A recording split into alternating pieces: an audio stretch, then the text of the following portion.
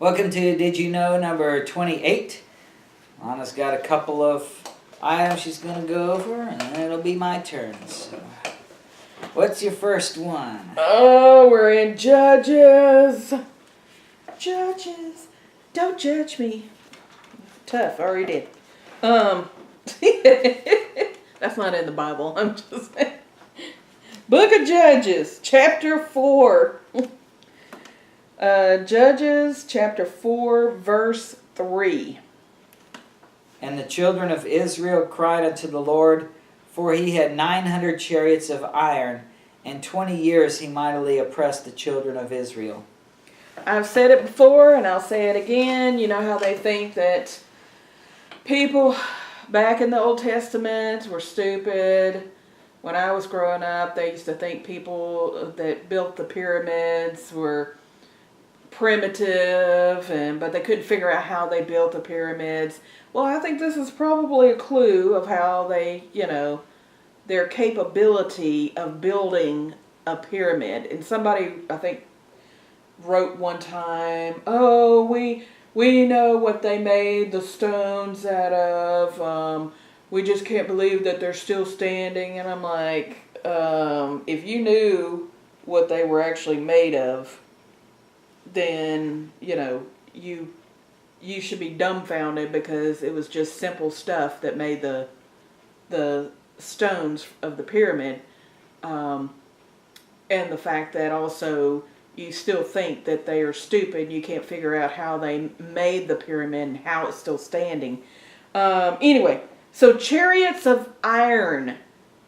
So, that takes a lot of intricate work to make a chariot of iron. And the thing is, iron on top of that. Sure, there was gold, there was silver, there was brass. There was iron back then, but for them to make chariots of iron, that just shows their intelligence, how they could come up with stuff. So back then, making the pyramid was easy. We're the idiots today that, can't figure it out. And it's something simple. Just something simple that's holding the pyramids together. Let's see. God. Yeah, that's it. Anyway, so that's my first one. Second one, Judges 4, verses 6 through 9. And she sent and called Barak the son of Abinoam out of Kedesh Naphtali, and said unto him, Hath not the Lord God of Israel commanded, saying, Go and draw toward Mount Tabor, and take with thee 10,000 men of the children of Naphtali and of the children of Zebulun. And I will draw unto thee to the river Kishon Sisera, the captain of Jabin's army, with his chariots and his multitude, and I will deliver him into thine hand. And Barak said unto her, If thou wilt go with me, then I will go. But if thou wilt not go with me, then I will not go. And she said, I will surely go with thee, notwithstanding the journey that thou takest shall not be for thine honor, for the Lord shall sell Sisera into the hand of a woman. And Deborah arose and went with Barak to Kedesh. I wrote on here that, there's all these Marvel and DC comic movies, oh, we need heroes, we need, especially for women, they're trying to teach the girls, girl power. You see little girls with the words girl power on their shirts and stuff like this. Why don't you teach the girls about the women in the Bible? Here you've got a woman. Number one, she's a prophetess. So, that means she's smart. God uses her. She's intelligent. Number two, here a man, and I'm not man bashing, I'm just reading it as it is in the Bible. Here a man did not want to go to war, and God's like, okay, well, he didn't want to go to war, and he didn't want to go without Deborah. And she's like, all right, but you're not going to be perceived very well when a woman is heading this army.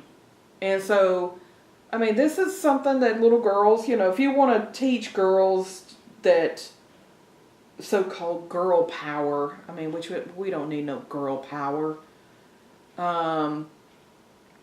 That's something that you want to teach. Here's a woman that went into battle. And you got all these women today that want to go, oh, I want to go in the army, or I want to be the first one to, what's that military school? Anyway. Citadel, I want to show that a girl could do, or a woman could do just what a man can do. We did it back in the Bible. It's been done. We don't have to prove anything. Anyway, I'm getting on my soapbox. But if you want to teach, if you got little girls, grandkids, even if you got, a young girl, a daughter, I mean, show her. If you want her to see that girls are just as capable as a man, it's already been done. It's in the Bible. There's nothing for her to do. Nothing to, thumb her nose up at a man and say, look at me, I'm better than you, or I'm just as good as you. That's just my opinion. And I'm sticking to it. I don't care what you think. 2 Kings chapter 10. My two are coming from 2 Kings 10.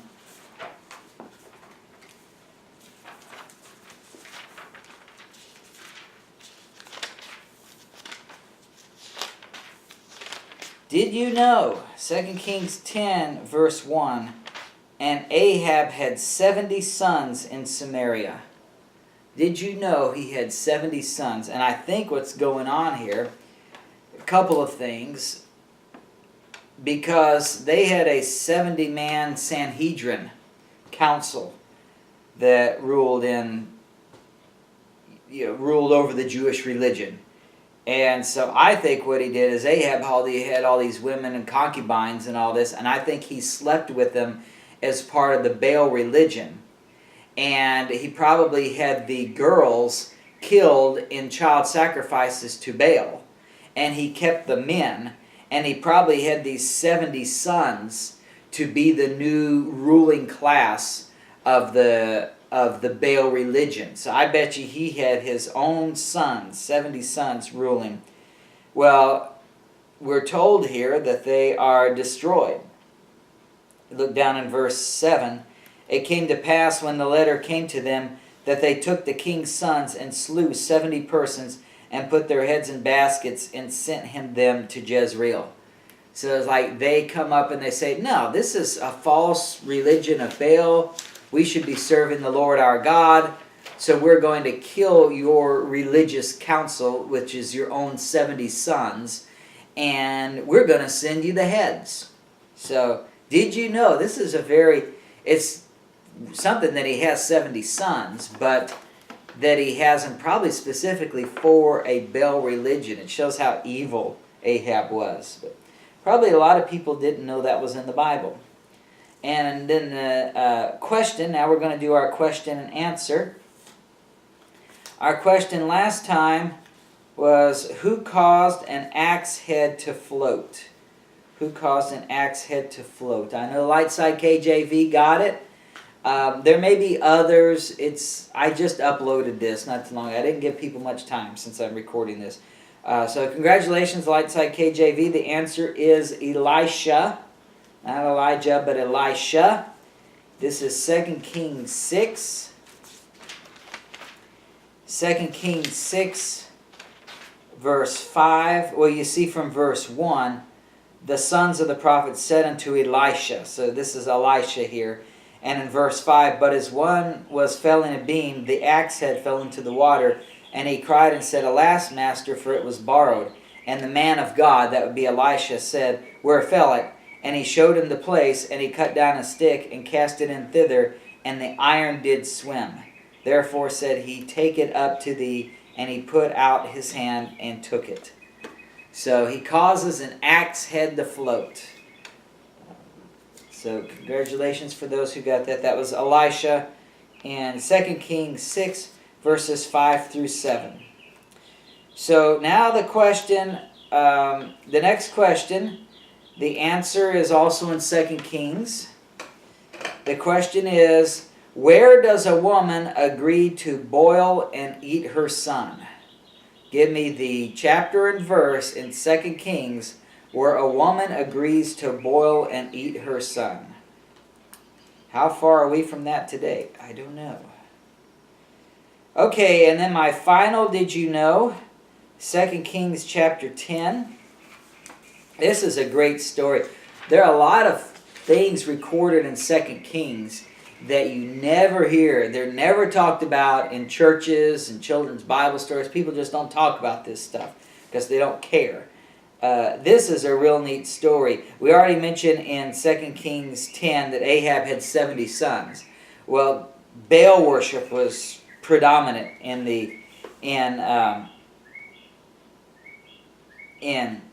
Israel at the time. And a new king came up after Ahab was destroyed. A new king, his name is Jehu.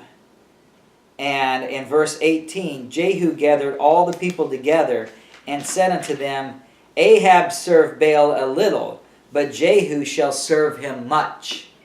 So he got everybody thinking, Ahab, he set up the 70 sons and all that. Jehu gets in and he says, oh, I'm really going to serve Baal. And what's great is he was faking it. He said that just to get the people to come in. So he calls, verse 20, Jehu said, proclaim a solemn assembly for Baal. And they proclaimed it.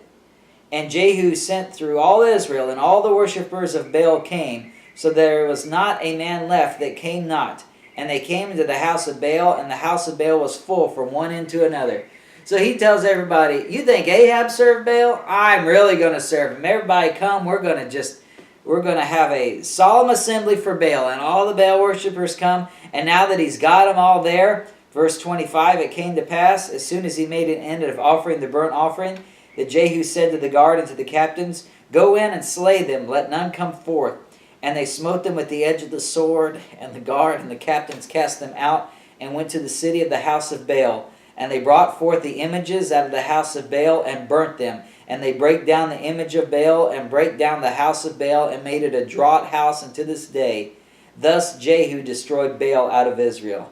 I love that. It's Ahab set up this religion where really Jezebel of worshiping Baal. He's got his 70 sons and everything. They kill the 70 sons. Jehu comes in and says, oh, I'm really going to serve Baal. And he gets all the Baal worshippers to come in, and they destroy them all. So that's really cool. Reverse psychology. Yeah, I love Baal. Come on in. And he does his little sacrifice. All right, go get him. Go slay him. They got some neat stories in 2 Kings. You ought to read it sometime. That's it for Did You Know number 28. So we'll do number 29 next time. Thanks for watching.